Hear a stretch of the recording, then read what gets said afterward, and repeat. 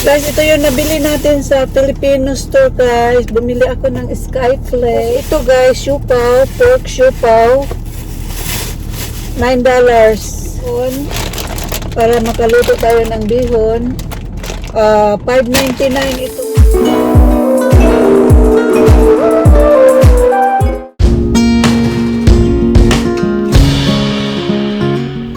Hello, guys! Hello. Magandang araw sa inyong lahat. Kumusta kayo? Pupunta tayo ngayon, guys, sa Filipino store kasi magpipick up ako ng balikbayan box. Titingnan ko kung nandyan na, dumating na ba yung may-ari ng yung tindahan, kung mayroon na silang stock na mga boxes. So pupunta tayo doon, guys. Samahan nyo ako. At bago ang lahat, guys, kumusta kayong lahat dyan? Sana nasa mabuting kalagayan kayo. At ako naman dito, ito, mainit na mainit sa lugar namin. Lalabas lang ako ngayon dahil kukunin ko yung box kasi isi-ship ko na yung mga naipon kong mga gamit.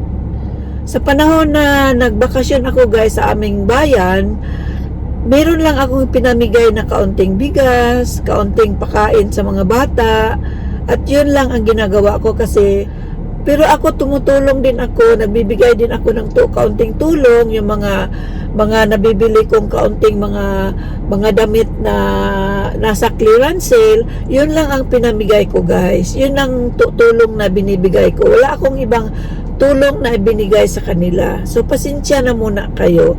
So, yun lang muna, guys. Pero, kalimutan na lang muna natin, guys. Pupunta tayo sa Filipino store kasi magkukuha ako ng balikbayan box. Let's go, guys!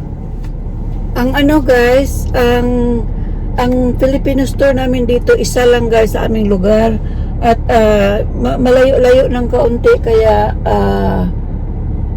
siguro papakita ko sa inyo pagdating natin doon sa tindahan. Okay, guys, back up muna tayo. Yun, napakainit sa lugar namin ngayon. Namamatay yung grass namin dito, guys. So ayan, paalis na tayo. Sana naman, guys, i-share ninyo yung video ito, guys, sa iba ninyong mga kaibigan. Yan ang panahon ngayon, guys.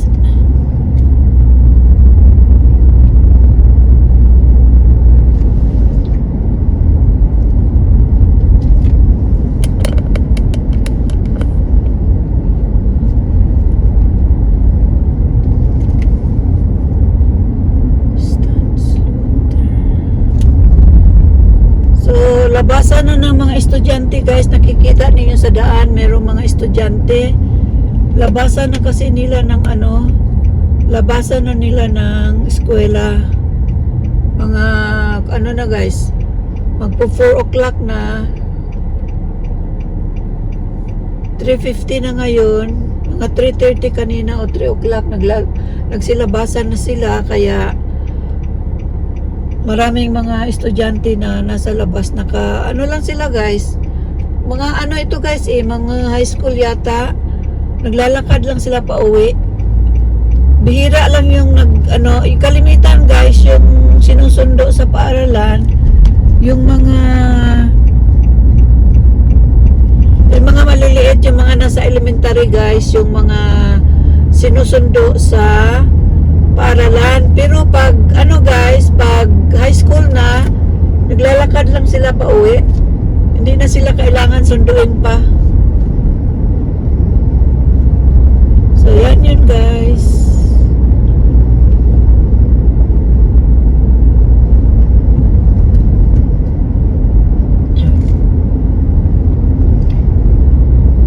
Ayun, guys, ang temperature natin ngayon is 98 degrees. Malapit nang mag alas 4 ng hapon. Ang pinaka mataas na temperature temperature sa araw na ngayon ay 104. Nung isang araw na dumating siya ng mga 108. Napakainit na niyan. Kaya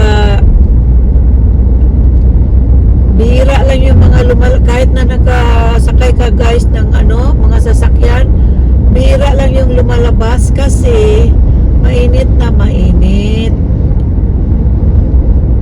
Kung nasa bahay ka lang, yung temperature mo parang hindi mo na feel yung init ng panahon kasi kontrolado yung temperature sa loob ng bahay.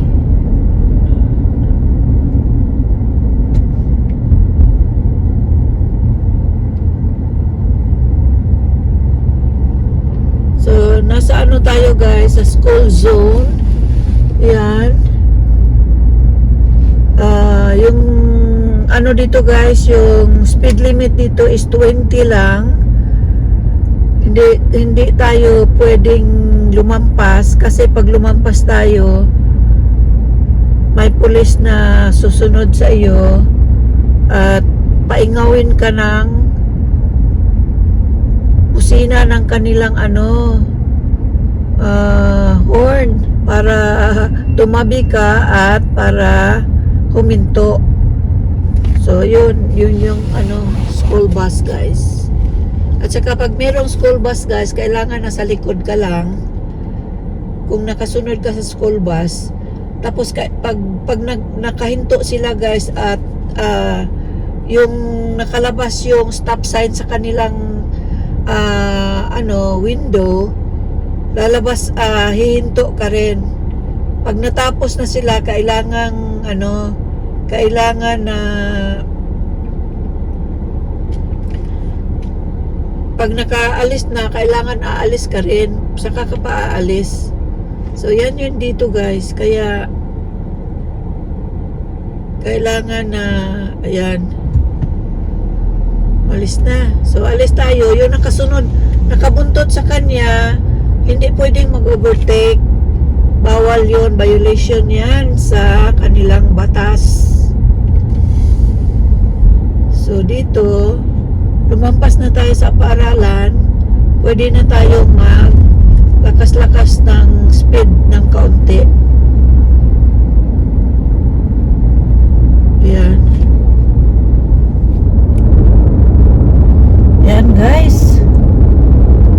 Layo-layo ito ng kaunti guys. Ito yung taon na may pinakamainit na temperatura. Last year, hindi masyadong mainit sa ganitong panahon.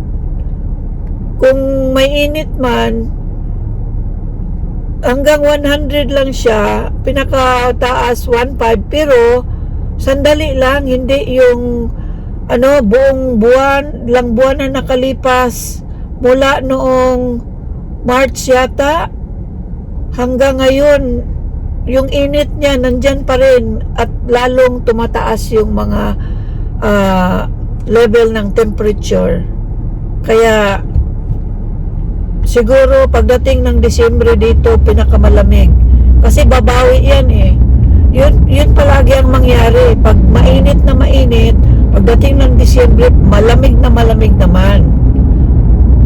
Nung nakaraang Disyembre hindi masyadong malamig, pero pagdating ng Marso, napakainit. Kaya siguro yun ang niya, hindi siya masyadong malamig. Hindi siya masyadong malamig. Tapos dumating yung panahon na iinit na siya, pinakamainit naman. Yan.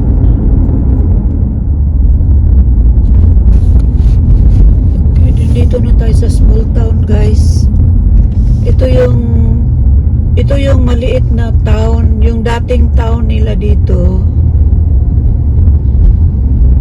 Pero ngayon, luma na ito. Yan. Busy road din ito guys. Maraming hinto-hinto. Tingnan niyo yung mga traffic lights guys. Makikita ninyo. Nasa lang. kaunti-kaunti lang yung mga, yung mga ilang distance lang, mayroon na namang traffic lights dito. O, mga parang, aywan ko, ilang metro itong yung, ito, yun, traffic lights din. Ayan, ito tayo dito kasi, malapit-lapit na tayo ng kaunti, guys. Nasa na tayo, sa kanilang area na tayo.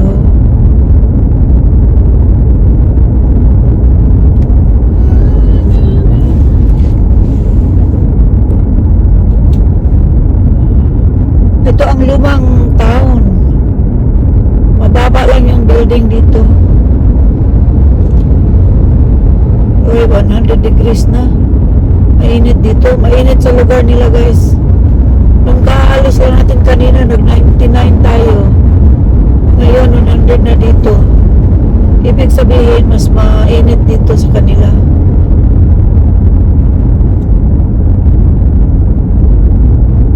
Malapit-lapit na tayo ng kaunti. Ilang na lang. Ilang takbo na lang ng ating sasakyan. So, tagal-tagal din, guys, no? Tagal-tagal din.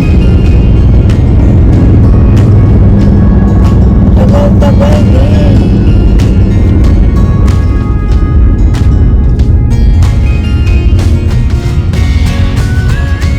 Laging busy din ang street nila dito, guys.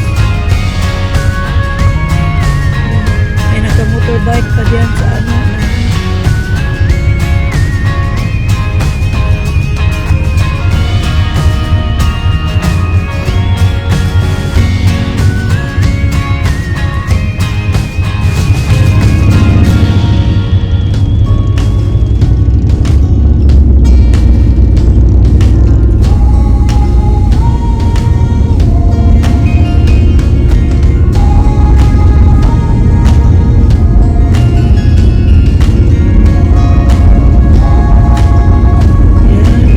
daming sasakyan ngayon, guys, kasi papaano na kasi, guys, labas na ng mga trabahante. Kanina mga 3:30 pa yata ng isa, ngayon sa alas 4 na labasan na talaga, kaya nasa daan na yung mga sasakyan kasi uuwi na sila ng kanilang bahay.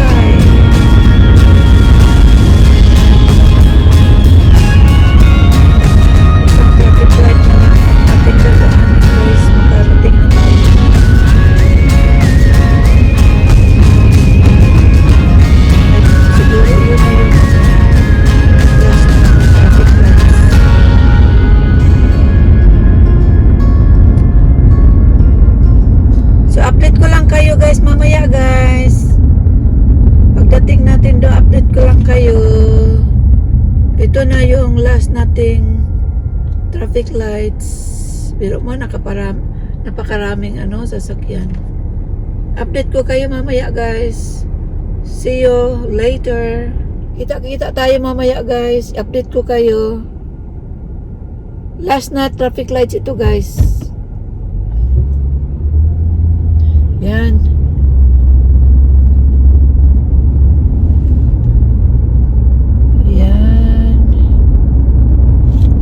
Alright. Okay, I'll do that right now. Alright, thank you. Nandun na kasi lahat yung ipapadala ko. Oh, really? Yeah. Pick up ko But na sana sa ayot next week. all I have is just regular size, But the big one, definitely Tuesday. I meet up Tuesday. Yeah, Tuesday I have a lot. How many do you need? Mga 8. Okay, yeah, I saved all for you. Ano yung dyan na parang 7 boxes na yung kailangan, pero i-8 ko na lang, baka mayroong extra na matitira kasi kailangan ilagay ko lahat sila Ha? So you are going to serve me? Yes, I reserve you. So when I'm going to... Tuesday at 4. So you can do anytime Wednesday. Sa Wednesday ko Wednesday, na yeah. Kunin, yeah. Tapos, Pagka Monday ka man ng ano. Yeah, Monday. Yeah, then I can pick up. Kunin mo na, pick upin mo na. Yes. Okay. I do Ano that. mo, lagay mo na sa kalendar mo para hindi Yeah. mo makalimutan. Let me get your But I will come here on Wednesday. Wednesday. Okay. I still have your number. I text you last week. My other phone don't I work. text you, but you did not answer. I asked Yeah, nasira yung phone ko. guys, sayang. Wala pa silang ano ngayon, guys. Wala silang jumbo size na boxes. Ang nasa kanila ngayon yung maliit lang, regular size. Eh yung mga ano ko, guys, yung mga ilalagay ko kailangan sa jumbo kasi naka ano na yun eh, naka set up na para pang mamalaki ang box. Kasi nilagay ko na rin yung mga damit ko doon susuot ko. Saka yung mga gamit ko, guys, nilalagay ko na rin doon para maraming ano, para hindi na ako mabigatan sa pagbiyahe. Kaya kailangan ko na lang, doon ko na lang lahat ilagay. So, wala tayong box ngayon. Next week, pababalikin ako. Pipick upin ko, guys, next week yung mga boxes. Para, ano na ba yun? So, kung pipick upin, ano na yata yan, guys?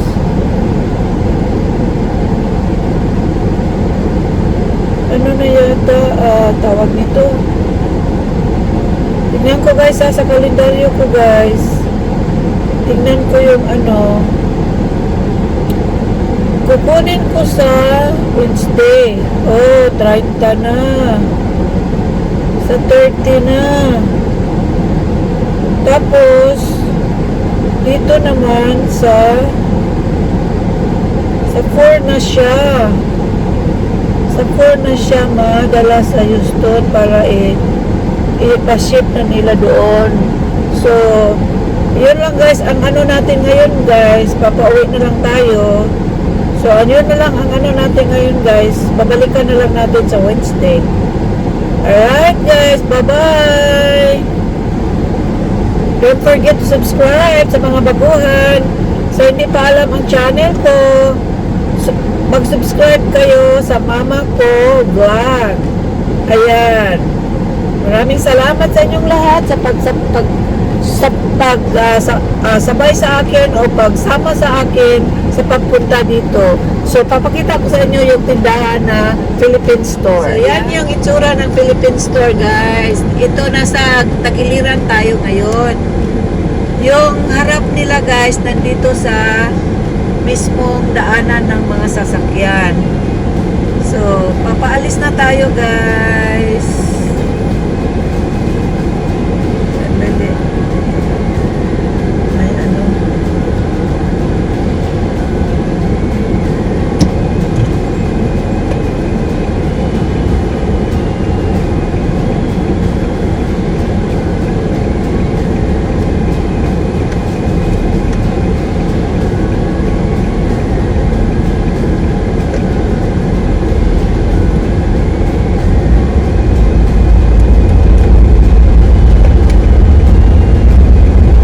Ayan, guys.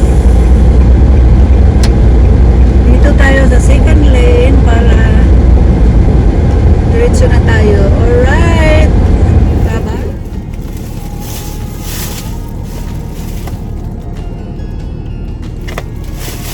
Guys, ito yung nabili natin sa Filipino store, guys. Bumili ako ng Skyflex. Ito, guys. Philippine store ito, guys. Nabili ko. Ewan ko kung magkano ito. Magkano ba ito isang ano? Tingnan ko sa resibo, guys. Skyflex nila, guys. Ganito, guys. Ang laman nito, guys, 12 packs. 12 packs lang ang laman nito. Bale, wala man nakalaga. Oh. Ito, $11.99. Yan. $11.99, guys. 12 packs ang laman. Tapos, ito, guys, siupaw, pork siupaw. $9.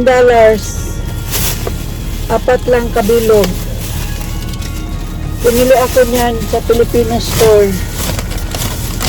At ito naman guys, bumili ako ng bihon para makaluto tayo ng bihon. 5.99 ito guys, 5.99. Ang 5.99 is $300 kapin. Ay, $300 pesos kapin ang isa nito. Bumili ako ng tatlo. Tatlo ang binili ko. May dalawa dito sa loob. Para ano, yan, tatlo. So, anuhin natin yan guys, iluto natin yan ng bihon. So, yun lang ang nabili ko guys kasi walang box. Sa Wednesday pa ako babalik doon.